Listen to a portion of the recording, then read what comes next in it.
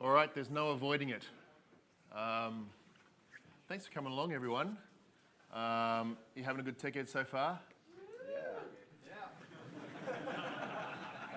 Yeah. Someone is having an awesome TechEd. It's only going to get better, at least for the next hour and a quarter. Then it goes downhill again. We're going to spend the next hour or so doing a thing that we call UX clinics. This is a thing we do for our clients from time to time. And basically it's a sort of rapid, very sort of ad hoc and ad scripted UX review, user experience review for applications. Generally when we're working with our clients, we do this, we usually set aside a day. Oftentimes it's the first time we've ever met with our clients. We literally show up knowing almost nothing about what it is we're going to look at. We get taken through the application and the business objectives of the application. We then sort of walk through the user interface. We start to tease it apart, and towards the end of the day, we start to look at two things: ways that the user experience or the user interface as it exists can be improved. And we also talk about actions going forward, so stuff that the project team might want to do sort of going forward. Some of our clients, we do this clinic on a regular basis, maybe once a month. We show up for a day and sort of review the state of the user interface at the time. And we also, at the same time, we're trying to, well, that's our job, to sort of transfer across what we know about user interface design to the client. So it's kind of a way to sort of learn on the job, I guess. We also do shorter versions of this, including sort of 1 hour versions of this, where we meet up with folks who've got an app, usually smaller apps like phone apps and stuff like that, and we just do this over an hour. Not saying that we fix every problem in an hour. Not by any means, but usually we can spot a few things that need addressing, and sometimes we leave that to the patient to deal with. Sometimes we can help out going forward. So what I thought I'd do this year is basically try to reproduce that clinic, but teeny tiny. We're going to have a look at 4 apps today. So we've got basically 15 minutes per app. We've got some brave volunteers who've offered to put their apps up for review today. We've got 2 phone apps, and we've got 2 web apps to look at. I'll tell you what those are in a sec. The reason I wanted to do this is not is as much as anything to sort of share with you guys how we think about user experience and how we sort of approach a review of an existing UI. I think when I've spoken at TechEd in the past, I've done a bunch of sort of, more or less theoretical talks about this is how you should do it and this is, the perfect world. So I wanted this year to do something a little bit more practical that required no preparation. No, I've done a little preparation. But I did want to sort of just expose to you guys, and I thought it'd be fun if we literally did it completely unscripted. So I've seen Ed's app I just saw for the first time. Troy's app I had a little look at yesterday on the plane. The 2 phone apps I've had a little play with as well, but pretty much I don't know much about these apps, and we're all going to explore them together. So I'm probably supposed to have talked to some slides by now. So this is something that we get to do a lot as part of our work, and it goes like this. I'm here to tell you your baby is ugly. You'd think it would be fun, right? We all love to criticize. But we try to be a little bit more positive than that. But certainly the clients who engage us for these clinics, we try to prepare them for, there's no point us, being polite. We're going to tell it like it is.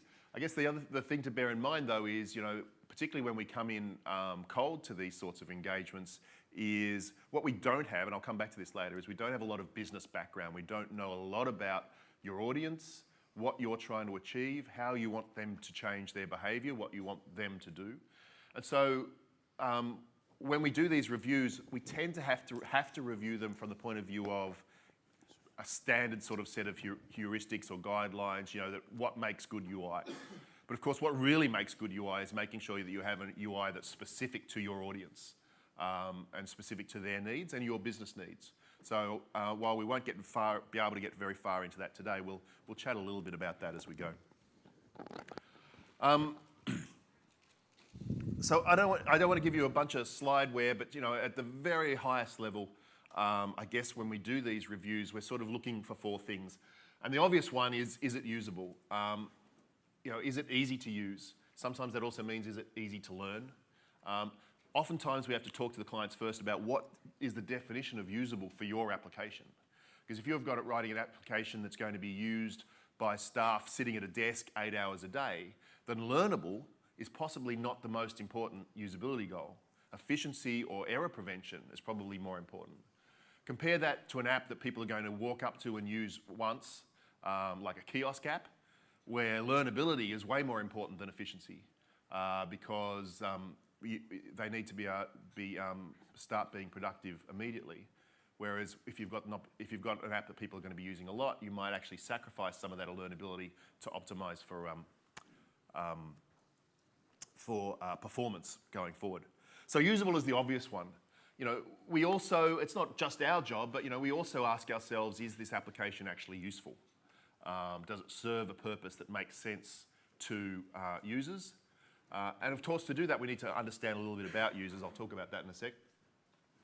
Is it engaging? And that's our catch-all phrase for do people like or will people like using this?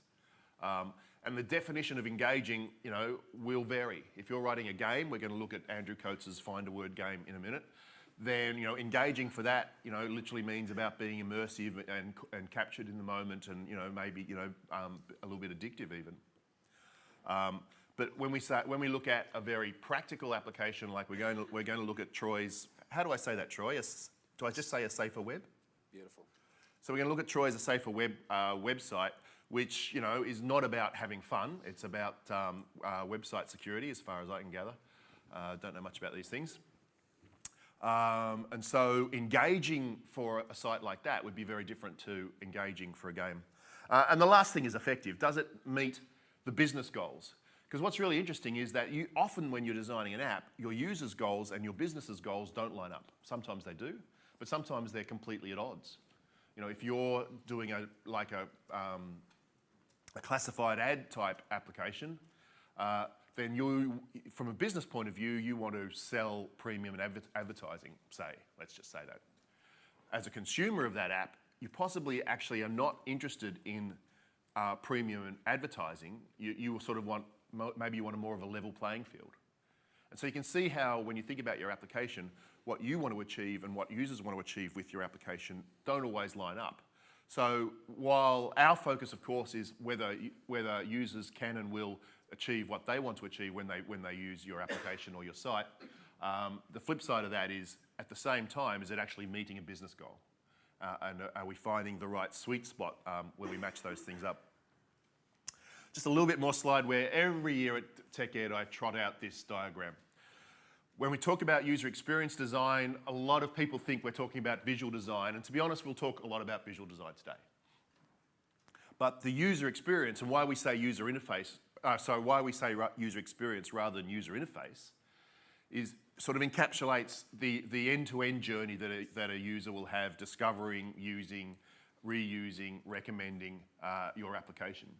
And so we can sort of talk about it in 4 layers. At the top and the starting point is the proposition. What is it that you're going to offer to the market? What is the thing that you are making and why do you think it's valuable? Then we usually worry about information design. How is information structured and organised across pages or screens? And the reason we focus on that first is, firstly, it's the hardest thing to get right and it's the most expensive thing to fix if you get it wrong. So after conceptual design, we tend to focus on information design. That comes out in workflow diagrams and site maps and the sorts of materials that you've seen before, where you're sort of starting to plan out how your application hangs together. Interaction design refers to the selection of controls and allowing users to actually poke at things and read information back and use the app for real. And once we've worked out how we're going to distribute content and functionality, we can then work out how we're going to let users interact with it. And then finally comes the visual design. And the reason visual design comes last is because it has a lot of work to do. When we do visual design, we're not just making the app look pretty, but we're also communicating all the work we've done up here, because the visual design, the pixels that you place on the screen, have to communicate what you can do and how you can do it, where you are and where you can go, and what the heck this app is for and why you'd like it. So visual design has to do a lot of work. And I think oftentimes we think that, you know, it's just about making the app pretty. Oftentimes we think that visual design is just a layer that happens on the end.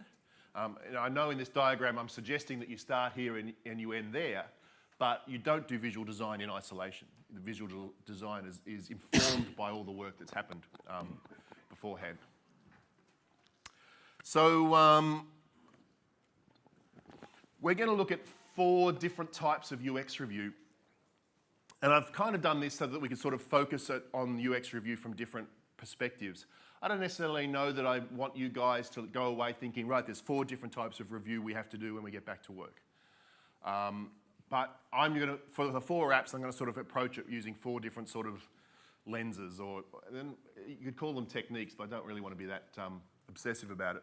Expert review is exactly what it sounds like. Some expert, today that'll be me, looking at an application and on the basis of experience, pointing out potential issues. Heuristic review is kind of similar, but we use a sort of a checklist of good design guidelines, and we use that checklist to kind of remind us to make sure that we're looking at this aspect, we're looking at that aspect. Cognitive walkthrough sounds scary. It's actually pretty simple, but what it focuses on is whether users can find their way from one step to another through the process of using your application. So it focuses on end-to-end workflow, and we'll see how that works in a minute. And then the last one is a usability test, which is the term we use for when the expert steps aside and we let a real user use the application, and what we do is we observe the real user using the application. So we'll have a look at how that works towards the end. So we've got about 15 minutes per technique, and we've got 4 apps to go through. First, we're going to have a look at AU Weather Pro, Niall Ginsberg, down in Melbourne, and I told him I'd have him on Skype in case we need to chat to him. So let me just fire up Skype.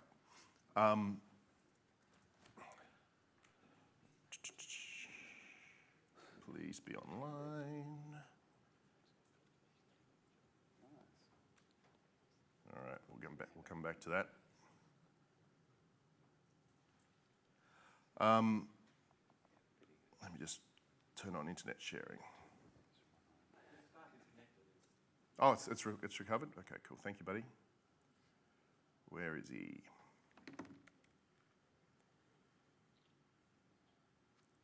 All right, he's supposedly online, but he's not saying anything. We're going to have a look at AU Weather Pro, which is a Windows Phone app. Niles tells me that he's done a few revisions of this app. He's now starting to think about how it's going to translate to Windows 8. So he kindly volunteered for us to have a look at that app together. Does anyone, this is a really popular app, so I imagine at least some people here use it, yeah? Cool, awesome. We might get your feedback as well. Then we're going to switch to the web, and Troy's volunteered saferweb.com, which is an automatic security analyzer for ASP.NET websites. Don't ask me how I know that. I read it off the slide. So he's going to take us through that, and we'll do the sort of heuristic review for that one. Then Ed's going to volunteer. They've got a light switch app that's to do with consignment delivery, and in particular, we're going to look at a little app that is about confirming that stuff has been delivered to a store. And then lastly, we'll have a look at Coates's, Andrew Coates's Find a Word app, which is a little Windows Phone game that he's kindly volunteered for us to have a look at. Andrew was going to be here today, but unfortunately, he's got some family business, some unexpected family business that he has to attend to today. So we're going to muddle on without him. So that's the plan. Let's get moving. we start by asking ourselves, when we go to do these reviews, we start by asking, what is it that we're trying to review against? In other words, what are your goals or objectives? Oftentimes I get asked by clients, could you have a look at our design and tell me what you think?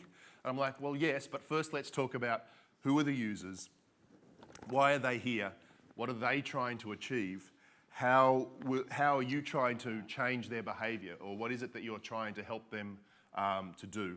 And even, how do we want them to feel about using your application? So we can't really measure the user experience of any one application unless we've got something to measure it against. Oftentimes these goals, we state them much more formally, but in the UX clinics, we basically just have a little bit of a brainstorm about these sorts of questions. And we'll have a little bit of, we'll talk a little bit about, particularly with Troy and Ed, since they're in the room, about those things as we go. Excuse me, frog in the throat. Microsoft, particularly in the Windows 8 design guidance, says that we should start with a great at statement, that we should start by saying what our app is great at. And it's their way of suggesting that we should think about what's going to differentiate our application, what's going to be the sort of the key feature, or not feature of it, the key benefit of it. And they tell us this, that we should do this so that we remain focused throughout the design and development process. So I pinched these examples off MSDN. My travel app is great at helping friends create itineraries collaboratively for group trips. My workout app is great at letting friends track their workout progress. My grocery app is great at helping families coordinate their weekly grocery shopping list so that they never miss or duplicate a purchase again. So what's really interesting about these great at statements is they don't focus on features. They don't list the features that are in your app. Instead, they try to describe the outcome, the end user benefit. And as much as anything, it's a little mini pitch, right? It's how you describe your app to someone if you wanted them to download it. Or if a user loved that app and wanted to tell their friends about it, how would they describe it? I think this is a great little way to start the process of thinking about what your app is for. I mean, on bigger projects, we do a lot of analysis about this, but even on the smallest project, you can sort of just do a one sentence description of what your app is great at. Sometimes we say great for, what it's great for. In other words, what its purpose is. And then we use that to determine what the features should be. And most importantly, we use it to throw out features, particularly when we're doing apps. We use it to help us to choose between design options. And we also use it to, once we've got a user experience in place, to evaluate that and see how we're going. One of the key aspects of this evaluation process is that you are not your user. You are not, so as much as when you evaluate your own UX, or when I come to evaluate someone's UX, we have to constantly remind ourselves that we shouldn't be evaluating it from the point of view of us as an end user. And when you're designing your application, the same applies. Even if you're designing an application that's going to be used by people just like you, and Niall actually said in the emails when we were discussing, Niall said, I tend to design apps that I would use. There's one problem with evaluating an application as if it was for you personally. Does anyone know what it is? Exactly. You've been thinking about it for 6 months, whereas your average punter hasn't. So as best you can, you want to take yourself out of your own shoes and put yourself into the shoes of your real users. Think about what they're trying to achieve, their situation, what they're up to. And we use techniques like personas and scenarios to do that. We won't be covering those today, but I just wanted to make it important. I just wanted to emphasize that important point. So let's get into it. How are we going for time? Okay, so we're going to have about 10 minutes per app, something like that. And the first one is AU Weather Pro. Nice transition, thank you, TechEd Deck. So I asked Niall, what would your great app statement be? He said he hadn't written one. In fact, he said, I'm not one for writing out mission statements on apps. And then he went on to say, it's great at providing accurate and detailed Australian weather information. Not a great app statement, Niall, because it's kind of like that's the features. Yeah, and I would have rather than list what the features are, I would have said how does it distinguish itself from other weather apps, for example? Is it all about detail? Is it all about glance and go? Is it about being sort of fun and quirky? You know, given the large number of weather apps that are in the store, how are you going to distinguish yours? These are all Niall's answers. Who's the audience? All Australian Windows Phone users. Once again, I think that's a cop-out. Of course, we're off to a bad start. Of course, you want everyone to use your app, right? But if you don't think about who is the niche market, your app risks not having a personality because it becomes bland, right? You just, oh, it's for everyone. Now, whenever I go into a client meetings and I ask who is your audience, they all say, well, it's everyone. We don't want to exclude anyone. But ironically, the more generic your user interface is, the more bland it is, the more you're likely to exclude people. People want your apps to have a personality, a tone, if you like. And having a particular audience in mind, you don't mind if more people than that audience uses it, but having an audience in mind helps you set a tone. He made a couple of comments about how he goes about the UI. I guess the main point here is that if you've used previous versions of AU Weather Pro, it was much more decorated, and he's pared it back quite a lot. And it was mainly through this, because through store feedback, people saying it doesn't look like it belongs on the platform. And I think this is really important. If you're designing for a particular platform, doesn't matter whether it's Windows or iPhone or whatever, you want to look like you belong, because people will be much more confident. How does he evaluate his UX? Mainly through feedback from the store, which of course is one of the great benefits of the store is that you have access to constant feedback. And he also says, I'm a regular user of my own apps. Let's have a look at it. I want to keep moving. So I might just blank that out. Whoops. Huh. I black it out, and then when I go to the emulator, it comes back. Oh well. One more time. Oh well. So here's the icon, and first impressions matter. We're doing the expert review here, so it's just Shane's opinion, right? The logo expresses the function of the app really well, which I think is, a lot of logos don't. I'm not sure why we need AU. Is the map of Australia sufficient? I wonder. Because it's quite a detailed little icon there. There's a lot going on because of those ragged edges. You'll find that some of the best icons, try to keep the edges, horizontal and vertical, try to keep things clean. So, but nevertheless, it's got a nice outline shape. It's a recognizable shape. We're probably off to a good start. So we're going to launch the app for the very first time. We get a nice little splash screen. And then we get what I'd consider to be a fairly unwelcoming front screen. So what Niall needs to do, of course, is find out where you are so he can give you a forecast. So, I look at this, and and the first thing I do is I try to work out how any screen is how information has been sort of clustered, and how we expect users to read the screen. So one of the things that I'll do, and you'll see a lot of designers do this, is I'll squint at a screen like this, and what I'm trying to do is just understand the hierarchy of information, what stands out, what doesn't, how does information appear to be grouped. And I don't need to read the words to do that. In fact, it's easier if I can't read the words. I think, so one of the problems here is that it's really hard to know where to look. There's an awful lot of text going on. And the text is arguably useful, but firstly, I'd suggest it's an unfriendly welcome, and secondly, it feels like do you know what? Using AU Weather Pro sounds like it's going to be work. Now, if we'd set the tone up front that AU Weather Pro is the super detailed, it's got all the features, it's got, you know, it's for the weather geeks, which it kind of is, then we might have got away with this, right, in terms of the tone.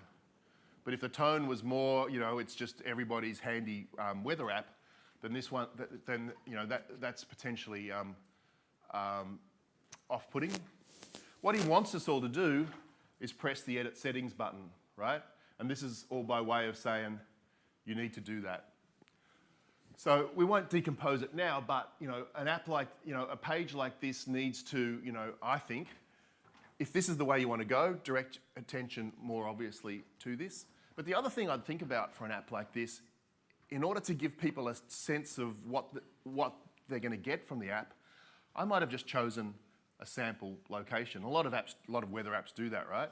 So Niall's based in Melbourne, so we could have started with Melbourne and then clearly indicated how to change that, because it gives you it welcomes you into the app without this sense that, oh, I've got to do a lot of work before I get anything. Why not start with a map of Australia and just click on it? Yeah, I mean, a map of Australia, well, that's interesting, right? Because one of the things I was going to mention is that you saw the splash screen go past ever so briefly. It kind of sets a bit of a tone visually, and then we never see that again. And the map might have actually been a way to sort of tie the splash screen to the opening screen. What he's doing here, what he didn't want to do is have a step before the weather screen. So this is actually the weather screen in an error state or an I'm not ready state. So there's a couple of options there. We're going to have to pick somewhere. So we click on Edit Settings. And I got to say, I have the same problem. This is looking like a lot of work. Yeah. He wants us to choose a location for our weather observations, which is different to the forecast itself. We need to choose a radar location and a tide location. Let's accept that we need to choose all those things. Possibly what we want to do here is make you more comfortable about, you know, this process sort of. And one way to do it would be to tease it out into steps, so that you didn't feel like, whoa, I've got to fill out a form, you know. But maybe it's more like a wizard. Or with some smarts, maybe he could sort of, you know, once he's got one location, he can use it to determine the others. I'm not sure. I was going to chat with him live, but I think I think we need to keep moving. If we do find closest locations, lo and behold, I'm not sure why it's found Melbourne. Emulator. Yeah. Why would the emulator pick Melbourne? The emulator is separate from the actual coordinates of the computer, so you set it differently. Have I set the location at some stage, have I? It's not tied directly to the location of the computer in the emulator. Right. Oh, okay. Maybe I've probably set the location in the emulator in the past, is what you're saying. Okay, cool. So that's interesting, right? This kind of worked, solved a lot of the problem that we thought we were going to have, but in terms of the reading, you know, reading down the page, it felt like I was going to have to do all of this before I did that, and unless I read carefully, I didn't realize that this was going to probably solve my problem in most cases.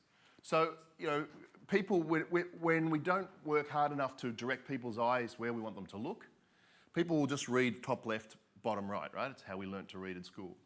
So oftentimes therefore we should lay out our screens top left, you know, left, right, top to bottom. But where we want to direct people's attention in other, you know, somewhere else, then we start playing around with visual weight. Now you could argue that this is quite heavy visually because it's red and bold and it's got an asterisk on it, which is the universal symbol for something's wrong. Or it's mandatory, something maybe. I just feel like even though he's done the right thing to try and make this thing look heavy, I don't know what you guys think, but I think there's so much going on here that this is unable to stand out. And now that I think about it, it also suffers from the fact that it's perfectly aligned with the content above. Now the guidelines say that's exactly what we have to do. But what's really interesting is that our brains tell us that things that are aligned are somehow related. Because it's how I won't go into the physics of how we process visual information, but we look for that alignment in order to work out if all those shapes are part of the same animal. So our brain subconsciously is saying this is, a continuation of that, and that's telling our brain we're going to have to go through it. So some things we could do there. I guess we should look at some weather. Just checking the time. All right, you tell me.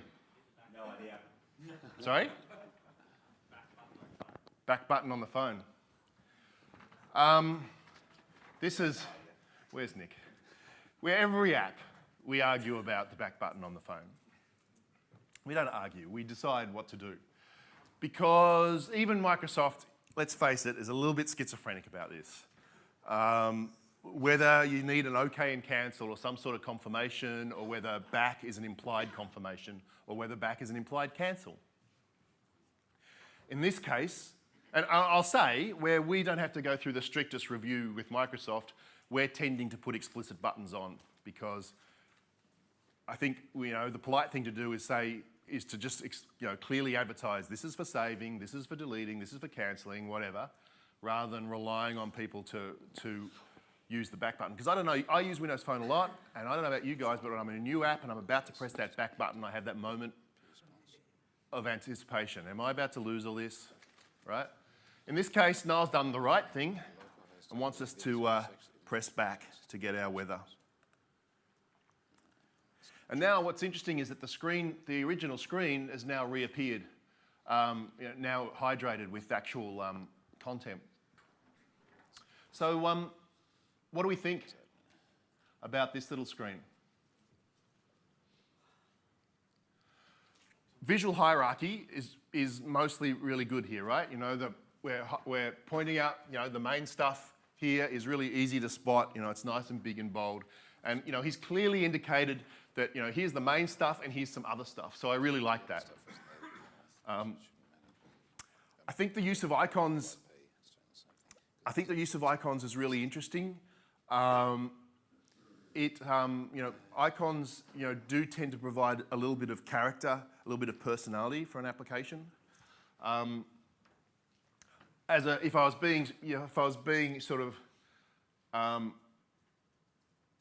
being maybe a little too cruel, I wonder about 3 identical icons. This one's slightly different, but almost the same. The other thing I would probably do, I presume these are tappable. If they're not tappable, all right, okay.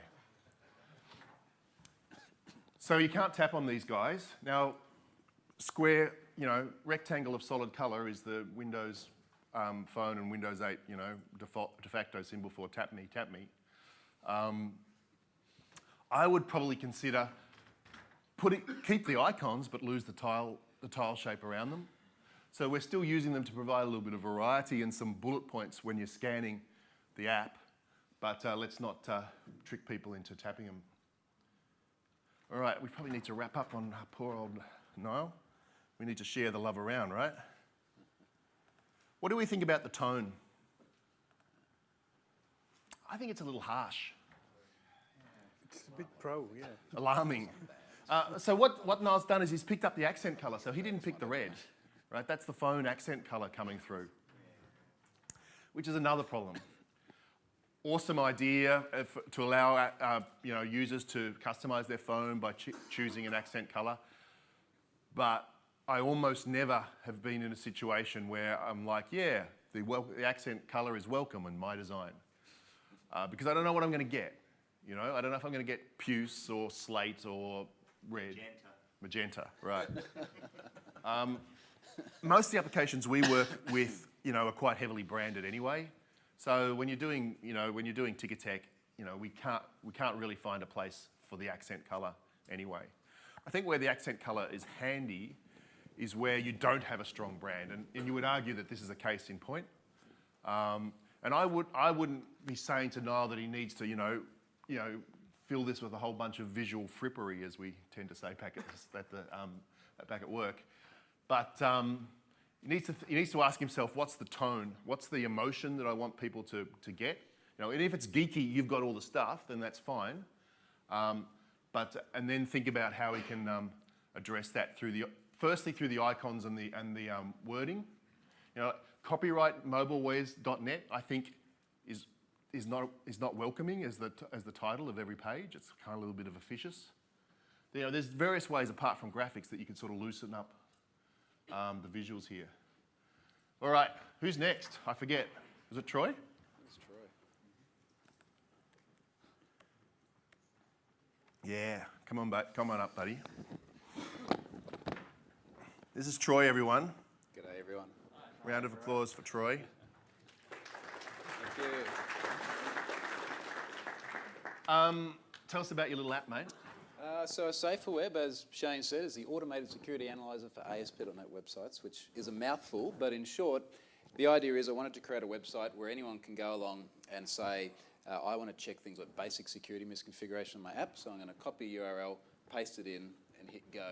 So my objective was to get rid of a lot of the barriers that are in place with using security analyzers, such as client installs, such as site ownership verification, which is why everything is pretty low intrusion, if you like. So my objective is just try and make it easy and to give simple feedback and then to show people how they should be doing it. So I interpret this, this is from Troy's email, make it easy to immediately scan your site, is about get me started straight away. And I think this is really interesting because, security, when we talk about tone and personality, security issues, come with, certain emotions, right? Troy was saying the audience is ASP.NET developers. They're invested in making sure that their sites are secure. So there's an emotional tone already. So we'll switch across to the other machine. I brought my old eyes with me today. All right, well, it said 1, but it's not 1. I'm just going to try them all until we get it.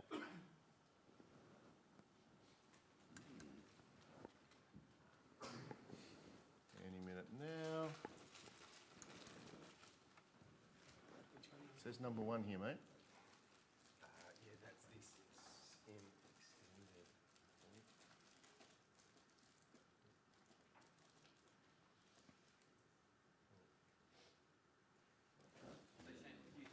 What's the user experience on these projectors right now?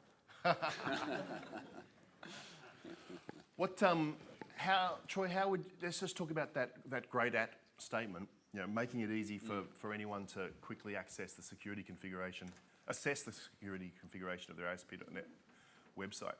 How do you get that message across? What have you done to tell people that? Look, a couple of ways, and I assume we're working on them. Yep. We'll see. The first thing is lots of sort of visual indicators. In fact, do you want to run into that now, or? Is that not the starting point? Well, that's the starting point. So, all right, we'll go from the start. So, safeweb.com, and I guess the main thing I wanted to do was just have a freaking massive input box there, which very clearly says, look, this is what you want to do. I don't know, Shane, how well that's come across or not. Maybe it's not quite clear enough for that. I'll need a URL in there.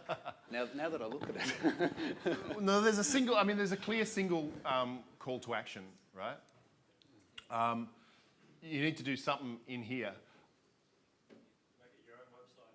I think, yeah, you could put, well, you could, yeah. I'm actually thinking a step before. And my question is, do I know what I'm getting myself into here? You know what I mean? Have you reassured me that, this is, that I trust you?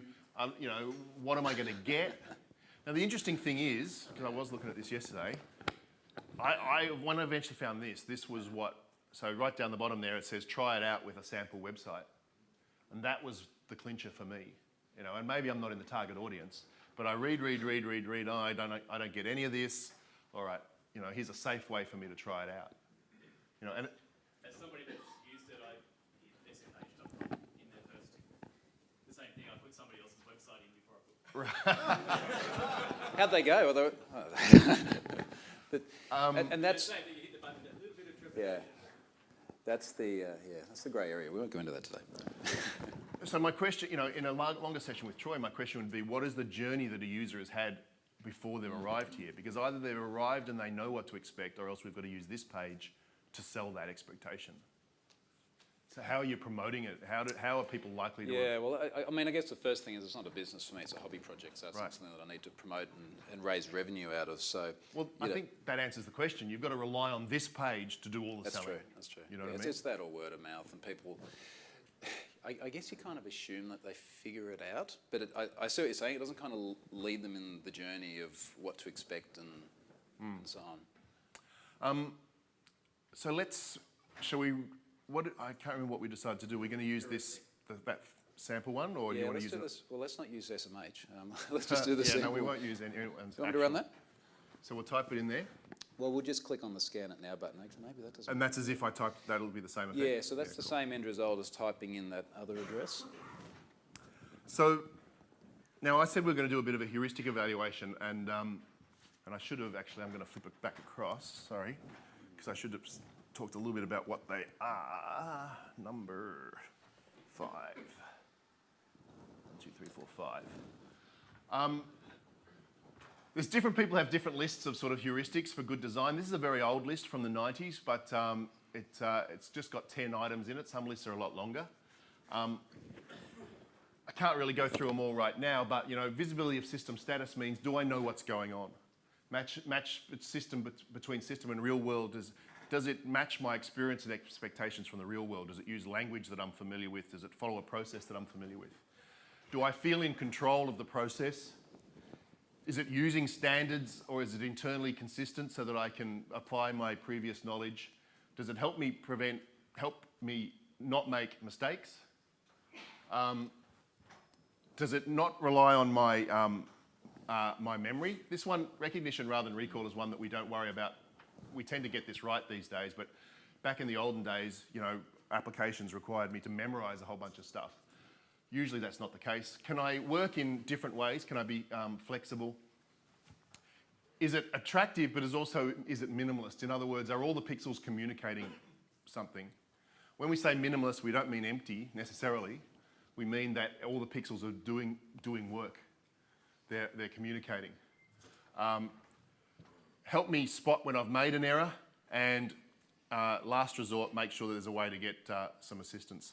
So, sorry, Troy, I just wanted to flip back to that. Because when you think about this page, my first question is, what is the system status? What has just happened? Yeah. And I know that from, so scan of not a safer web blah blah blah.com homepage tells me that a scan has happened, I guess. Yeah? Yes, correct. And I would wonder, what I might do here is I might put a timestamp on there.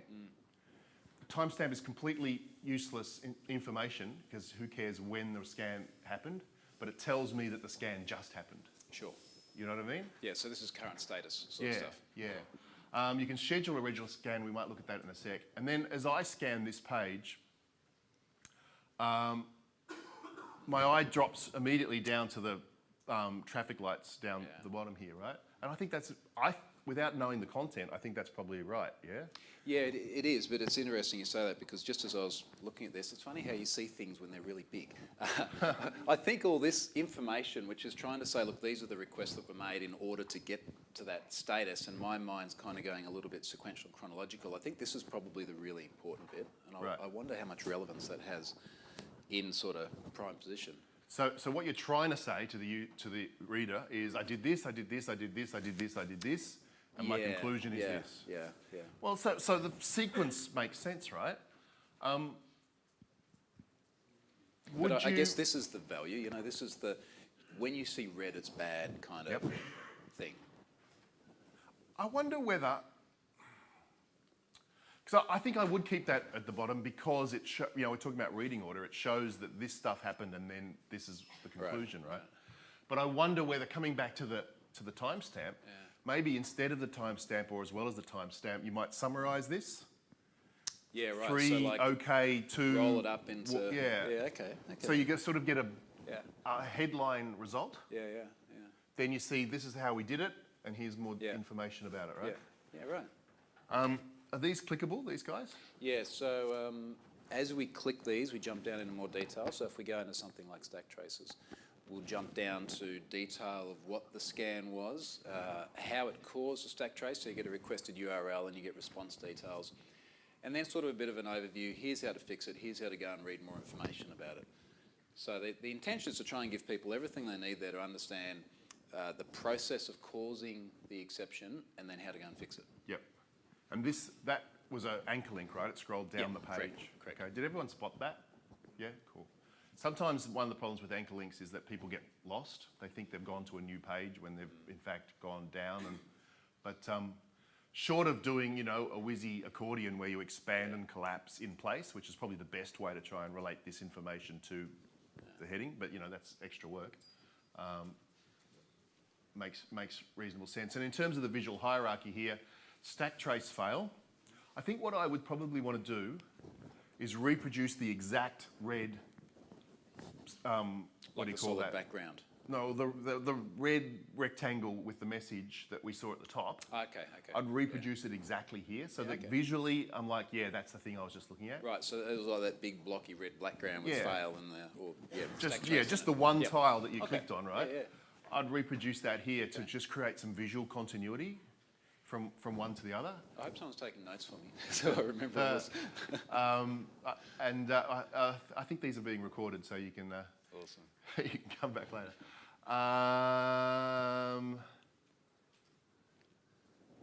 Any other comments about this one before we move on? Right. Yeah, that's a good point. Because you've gone down, you need to get it back up. And unless you've been very clever, back won't work, right? I think it's an anchor, so it should work. Oh, there you go. But nevertheless, did you know, I guess?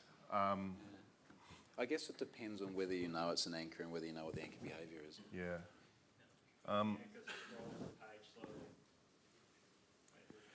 Yeah, this is interesting. We're seeing a lot more use of animation and transitions in applications, web and native, for exactly that reason, to help sort of people build a mental map of how the application hangs together. Requires a lot more thought on the part of design, and also requires a lot more code as well, or at least more code. But it seems to be there was a day when we hated animation, right? Any kind of movement on the screen was considered bad because we'd all been burnt by flaming, rotating logos. But nowadays we use animation for good rather than for evil. Mate, I'm going to leave it there. I know that there was another thing we're going to look at, but we might have to skip that. Right, thanks very Everyone much. take Troy. Thanks, guys. What's really switch back, Shane. What's really good about? I didn't really get to do much heuristic evaluation, but one of the advantages of a heuristic evaluation versus just an expert evaluation is that anyone can read through that checklist, right? And so what I'd normally do, just coming back to the checklist, is if I had a day to do heuristic evaluation, I'd look at every screen and I'd say to myself, is it clear what the system status is? Is it clear? Is there a clear match between, in terms of terminology and workflow and stuff, between what happens in the real world and what's happening in the application? Does the user feel like they're in control? Which doesn't always mean they have freedom, by the way. But what's really important is that the user feels like they're driving the experience. So when we think about back to that first opening page, that was really the cause of my concern. I'm about to type my URL in here, but I don't know what's going to happen. So that's a user control issue. So as I said, one of the advantages of these heuristic evaluations is you don't necessarily have to be an expert, but they're probably better with an expert who's done it before. The other problem is that they're not domain specific, right? They're just testing general rules of good design rather than anything specifically about your users or your business. So, candidate number 3, roof of delivery. Good one, Shane. Proof of delivery. So Ed's got a little app in a little light switch app, actually, which which we'll flip across to in just a sec. What we're going to do, what I'll try to do for at least for a few minutes is this idea of a what's called a cognitive walkthrough. I'll talk about that in a sec, and then actually I'll talk about that now. So the way the cognitive walkthrough works, big words, but basically what it means is we think about what's going on in the user's head at each step. And so, you know, the questions are a little bit highfalutin, but at each step, does the user know what they are required to do next? Can the user see the action, the matching action on the screen? In other words, so that's what is the correct action apparent? Can I spot the thing that will let me do the thing I want to do? Do they recognize it as such? And when they've done it, this is the important thing, will they be confident they've done the right thing?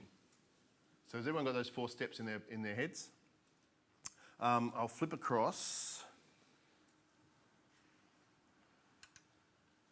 Tell us a bit about your app, Ed. Okay, so the app is part of a huge solution, I guess. And the solution is all about supply chain management, freight logistics. It covers pickup of goods and delivering those goods to the stores through a network of national carriers. Okay. So we're going to walk through a specific task, right? And we're going to imagine that, as you were telling me this morning, we're going to imagine that I'm working back at the office. Some delivery driver has just dropped off some stuff. Yeah, the background around this task is that someone at the carrier level needs to confirm that delivery has happened, and they need to confirm who signed for it when it happened, because that affects their performance indicators, and the performance indicators affects the fact that they're getting paid or Right. not. So I'm going to tell myself. That's pretty important. Yeah. So in order to put myself in the user's shoes, I'm imagining I'm sitting back at probably at some warehouse or some back office somewhere. Some driver has showed up with a pile of delivery dockets. You need to get through the pile. I've got a pile of delivery dockets in front of me. Well, I've got one. I've got the number of it here in front of me. And I need to go to the system and say that stuff has been delivered. Right. So, you know, back to the cognitive walkthrough. You know, do I know what I need to do? Yeah, I know what I need to do. I need to confirm delivery of this thing. Can I find a matching item on the screen here that that reassures me that I've found the right thing? Now, in logistics, people know what POD means. Right. That's I was going to say that, right? So it relies on a little bit of domain knowledge. They all call it POD. And that's another reason why, you know, getting an expert review in, you know, may not, you know, you need to be on the lookout for things. So we'll take your word for it. You know, as a user, I would know what a POD is, a proof of delivery. Yep. And so you want me to press on consignment POD, right? Right. So question 1, do I know what I want to do? Yes. Question 2, is the correct action apparent? Yep, it's this guy here. Question 3, why is it not rendering correctly? Let's leave him. Let him off the hook on that one. That's Microsoft's fault. Oh, there you go. It's a SharePoint site.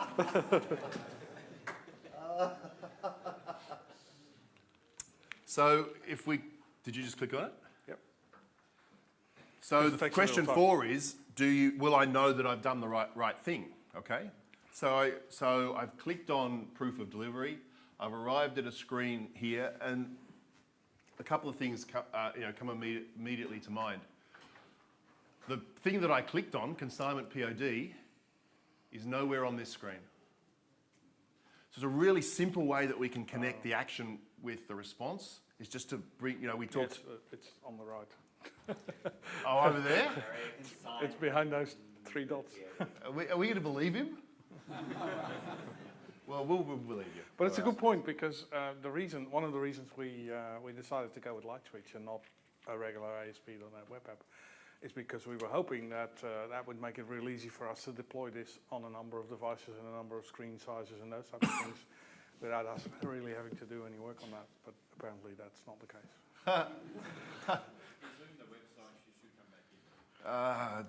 Do I really have the? Am I willing to try that? I don't know how to scroll on this thing. I wasn't even going to attempt it. There you go, more or less. Cool. So I'm looking for that feedback, clear feedback at the top that says you've gone to the place that you want to go. And then I'm looking, I can see a whole bunch of yellow stuff, which is data, I think, although the yellow makes me think I can click on it. I'm now going to see if I can. Apparently I can. And I see a bit of a menu up the top there, pick up, delivery, delivered, authorised for payment.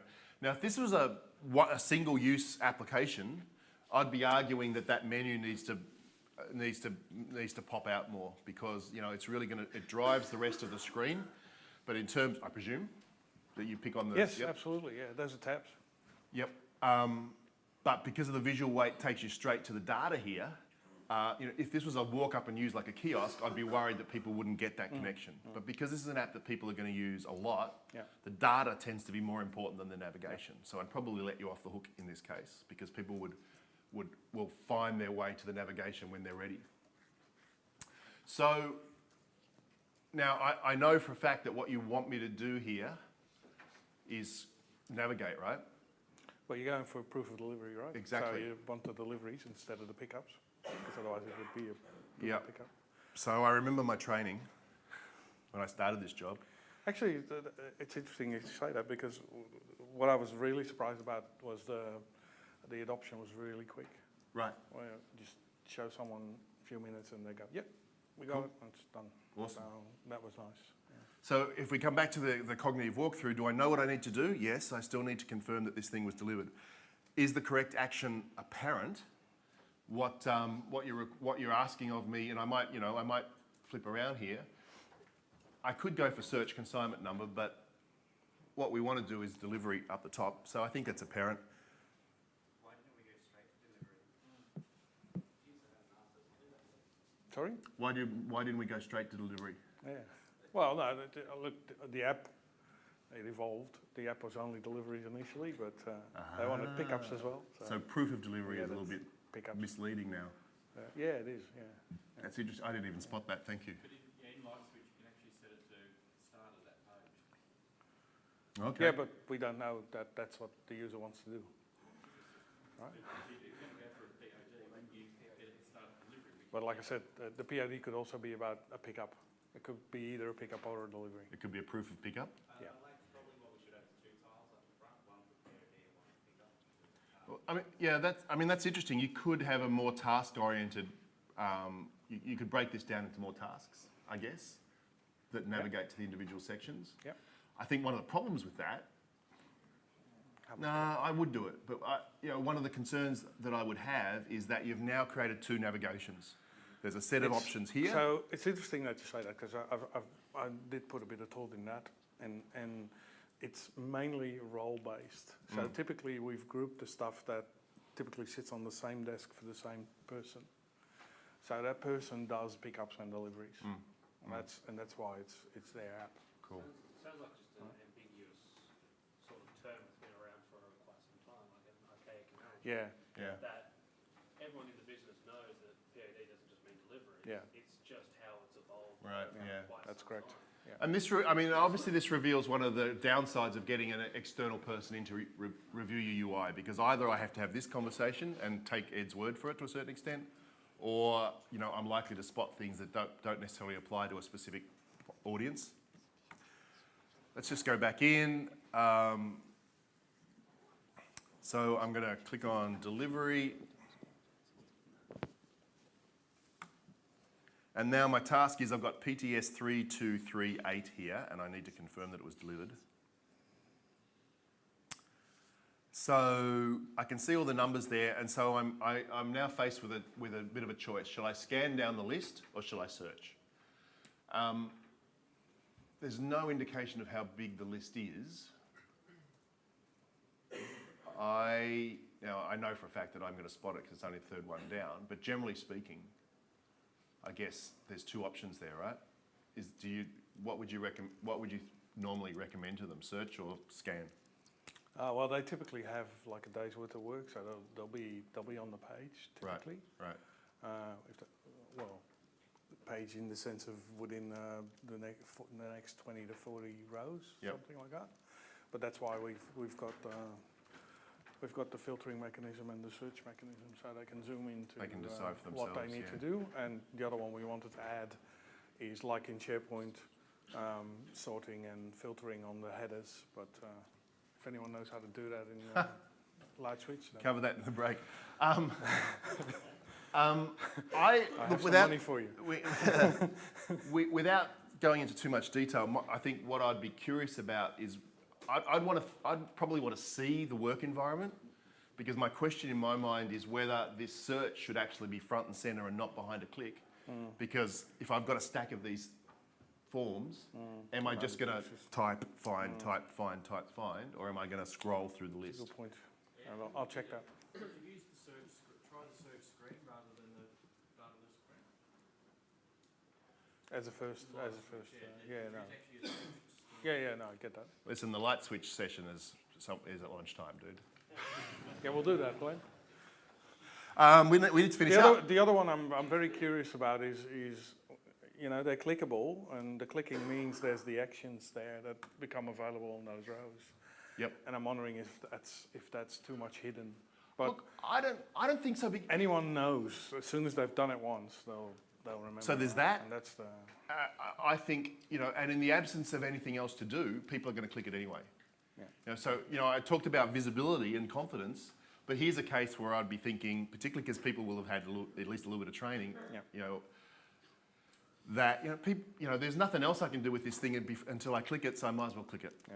Yeah? Okay. So I'm going to confirm delivery and then we're done. Now, how will I confirm delivery? Oh, there you go. So we might normally be worried about the rollover, particularly if we're doing a touch-based app. But once again, because this is an app people are using day in, day out, you might argue that we shouldn't fill the thing with labels, that as long as the icons are really easy to spot, we should be in business. And now I'm supposed to, you don't want me to do this part, but No, just don't press update. yeah. Don't get paid. Now I enter some information off the form. So in terms of that mapping, that cognitive mapping, I pressed on the delivery confirmation. I got a dialogue that is called delivery confirmation. That's much better mapping. I worked through the form from top to bottom. I hit update at the end. No, I don't. And I'm good to go. That was our mini cognitive walkthrough. And the row then disappears from view, and it actually turns up in the deliver tab. Oh, cool. Okay, so I get a little bit extra feedback as well. Awesome. That's it. That was pretty easy. Thanks, mate. Everyone thank Ed. Oh. I forgot the chocolates for our volunteers. Whoa, sorry, buddy. I need one more volunteer. Yes.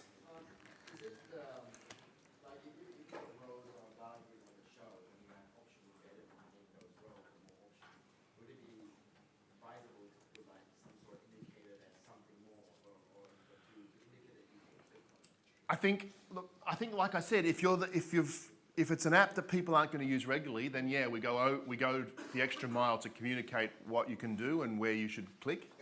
If it's an app that people are like a line of business app that people are using a lot, we usually decide that we don't want to actually distract people with a whole bunch of stuff that they've just learnt. You know what I mean? And we'd rather focus on data than controls. Content over Chrome. So the answer is in that balance between, is this an occasional use app or a regular use app, is how much effort we'd spend advertising what you can do. Does that make sense? All right, we've only got 10 minutes left to do our last little test. So the advantage of a cognitive walkthrough compared to the heuristic evaluation or the expert evaluation is, as you saw, we're focusing on the sequence of steps, whereas the other workflows other evaluations treat each screen as a separate screen. This sort of evaluation focuses more on can people find their way through the application. And the last type of evaluation is to cop out altogether and get someone else to do the work for you, and that's what we call a usability test. So we're going to have a look at Andrew's Find a Word application. He gave us a bunch of background, which I might come back to. But once again, a really crappy great app statement. My app is the best app for playing Find a Word. Awesome. So once again, I just want to emphasise, you want to think about why there's a bunch of Find a Word applications in the marketplace. How is yours different? Does it solve a particular problem? So you would say something like train your brain and spend some time, or stuff like that. You could do it that way, or you might just pick something that you think is unique about your find a word. Maybe it's the sharing, or it's Filling in 5 minutes. sorry. Great at filling in 5 minutes. There you go. That's Ripper, right? A specific need. It fills that idle 5 minutes. Awesome. Thanks, David. We might come back to these because I want to run a little usability test. And the way this works is rather than me use the application as an expert, we get a real user and we ask them to perform sample tasks. And we get them to think aloud as they go. And the real key here is for us not to prompt, not to interfere, but to let the user be themselves and see where they go, okay? So this is of the 4 techniques, this is the only one that really puts us in the user's shoes because we get users to do the evaluation for us effectively. So yes, you're right, I'm looking for a volunteer. You get Ferrero Rocher, if that helps, firsthand.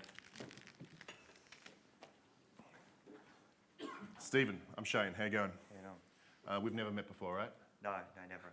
Cool. Except for last night. Right. Nothing up my sleeve. What we're going to get you to do, you're going to have to, we're going to get you, and Matt's freaking out because I didn't tell him that I had an extra guest speaker because I forgot. Apologise, but he's just going to speak loud, it'll be fine. What we're going to do is use Andrew's app, Find a Word.